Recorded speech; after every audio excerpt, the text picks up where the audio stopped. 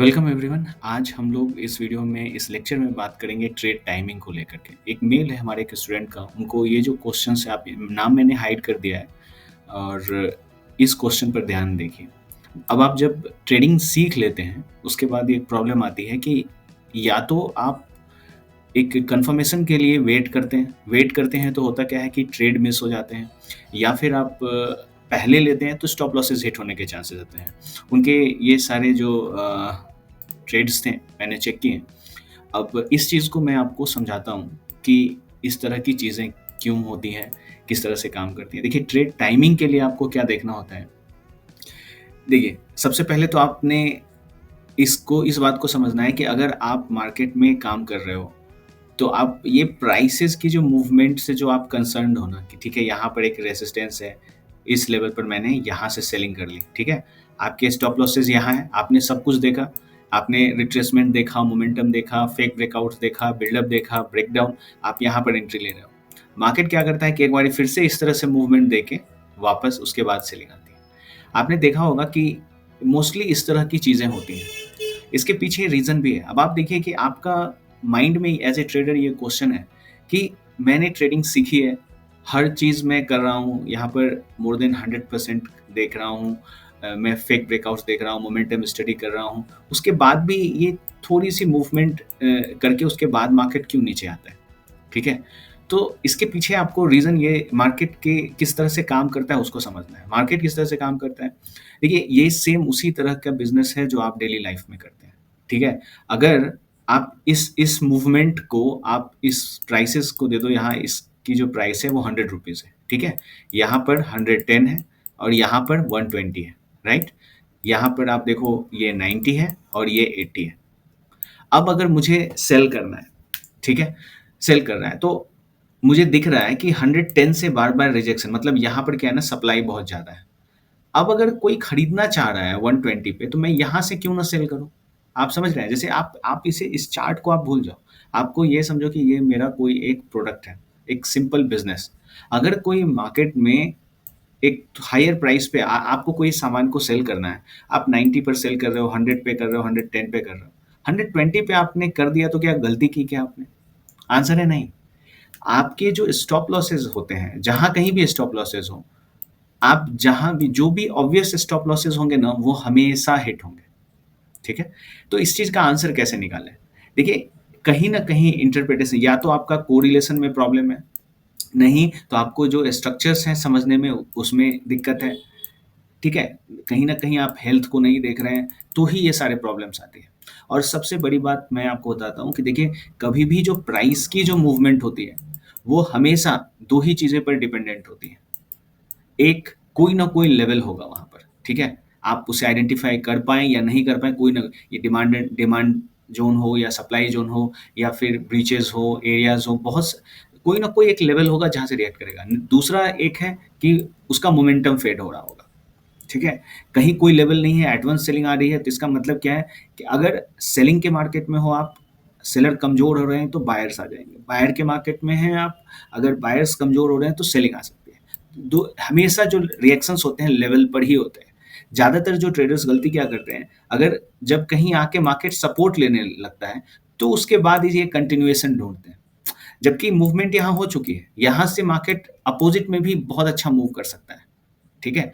आप कोई सामान को बेचना चाह रहे हो, मार्केट नीचे जा रहा है, वो अब ऐसे प्राइस पर पहुँच गया जहाँ सपोर्ट है, जहाँ पर लोग और ज़्यादा खरीद रहे हैं, तो वहाँ से बाउंस बैक हो सकता है ना। यहाँ पर एरियाज़ के, जब आप प्रोप्राइटरी प्राइस एक्शन सीखते हैं, एरिया के कांसेप्ट को आपको लगाना है।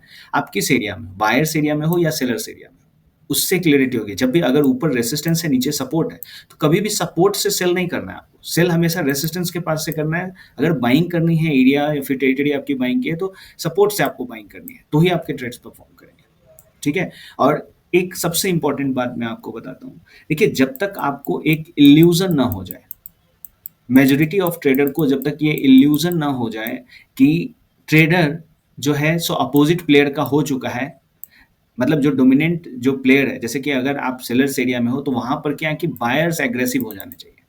जब मेजॉरिटी ऑफ द ट्रेडर्स को ये लगेगा कि ठीक है, जो बायर्स हैं वो एग्रेसिव हो गए, तो ही सेलिंग आएगी, उससे पहले नहीं आ सकती। तो ये चीज़ जब होती है, आपको ये चीज़ हमेशा ध्यान रखना है कि जो इल्यूजन फैक्टर है ना, वो आना चाहिए। अब जैसे आज के कोई भी ट्रेड देख लो आप, जैसे निफ्टी आईटी को हम लोगों ने आज जैसे ट्रेड किया, किसी भी स्टॉक में आप देखोगे सेम ही मूवमेंट है। मैं आपको इसमें दिखाता हूँ। अब आप देखिए कि आज ये 14th का चार्ट है, ठीक है? जितने भी लोगों ने प्राइस एक्शन सीखी हो, या आप सबसे पहले कंटेक्स्ट दे देता हूँ आपको। आप देखिए ये है higher time frame, right? Higher time frame पे आप मूवमेंट में है, डाउन साइड की मूवमेंट है। इस एरिया से देखेंगे कि मार्केट में, यहाँ से आप देखेंगे इस एरिया से अपसाइड की मूवमेंट चालू हुई। अब ये जो सेलिंग क्यों दिख रही है, क्वेश्चन है कि इस लेवल से या फिर यहाँ इस लेवल से सेलिंग हमें क्यों दिख रही है? तो कोई ना कोई एरिया कौन सा प्रेजेंट है? ये वाला एरिया, ये एक सप्लाई जोन है, ठीक है? अगर आप कौन सा सप्लाई जोन काम करेगा, ये सारी चीज़ें में अगर कन्फ्यूज़न है, या आप बिगनर हो, किस तरह से सप्लाई या डिमांड जोन को ड्रॉ करते हैं, इसके लिए मैं अलग से एक वेबिनार कंडक्ट कर रहा हूँ, जो कि नेक्स्ट जो आफ्टर 2 और 3 डेज ऑन संडे में कंडक्ट कर रहा हूँ। फॉर्म मैंने दिया है, आप उसे फिल कर सकते हैं, डिटेल्स आपके ईमेल पर आ जाएगी, डिस्क्रिप्शन में वो फॉर्म है। तो आप समझ सकते हैं कि कहाँ से मार्केट रिएक्ट करेगा, राइट? अब हम लोग आते हैं कि इससे ये रिएक्शन हो रहा है। अब आप देखिए यहाँ पर हुआ क्या है, इस चीज़ को ध्यान से समझिएगा कि जितने भी जो स्टूडेंट्स हैं, आप लोग अच्छे से जानते हैं। इस एरिया को आप देखिए कि मार्केट में यहाँ से मोमेंटम ऊपर की तरफ गया, कलर चेंज कर देता हूँ। उसके बाद क्या हुआ, देखिए इस हाई को क्रॉस नहीं कर पा रहा है, ठीक है? और आप इस स्ट्रक्चर को अच्छे से जानते हैं। यही वो पॉइंट है जहाँ से सेलिंग चालू हुई। काफ़ी लोग गलती क्या करेंगे कि इस एरिया में जा करके यहाँ पर सेलिंग करेंगे, लेकिन आप फिर से वही जो मैंने आपको बताया, आप ये भूल गए कि आप जहाँ पर सेल लेना चाह रहे हैं वो एक सपोर्ट का है। सपोर्ट से कभी भी मूवमेंट को नहीं देखा जाता है, ठीक है? हमेशा इस लेवल से आप लेंगे तो रिस्क है। यहाँ पर आपको कोरिलेशन अलाउ कर रहा है सेक्टर, तो ही आप यहाँ सेल करेंगे। अब आप देखिए कि गलती कहाँ होती है। अगर इस एरिया को आप देखें, अभी मैं ड्रॉ करूंगा तो फिर आपको समझ में आएगा। इसको चार्ट यहाँ तक रखते हैं। वही सेम क्वेश्चन है जो आपने पूछा है, उसी के तरीके। अब यहाँ पर अगर आप नहीं भी लेंगे, आप एंट्री कहाँ कर लेंगे? इस लेवल पर कर लेंगे, ठीक है? आपके स्टॉप लॉसेस कहाँ होंगे? यहाँ होंगे या फिर यहाँ होंगे। दोनों केसेस में आपके स्टॉप लॉसेस हिट होते हैं, ठीक है? अब देखिए कि क्या जब इस लेवल पर मार्केट था तो किसे लग रहा था? क्या मेजॉरिटी ऑफ द ट्रेडर्स को ये लग रहा था कि यहाँ से बाई हो सकता है? आप बताओ, नहीं लग रहा है ना? यहाँ से भी जो सेलिंग आ रही है, मेजॉरिटी ऑफ द ट्रेडर्स को क्या लग रहा है कि यहाँ से मार्केट नीचे जाएगा? सबको लग रहा है, किसी को नहीं लग रहा है कि बाइंग होगी, राइट? लेकिन देखिए ये जो बाइंग आप देख रहे हो, बाइंग हुई क्योंकि आप क्या कंफ्यूजन में हो कि जब इस एरिया में आ रहा है यहाँ से बाइंग ढूंढनी है, आप ये चीज भूल जा रहे हो। अब आप देखिए कि इल्यूजन कहाँ पर आता है? इस लेवल पर, ठीक है? इस लेवल की टेस्टिंग नहीं हुई थी।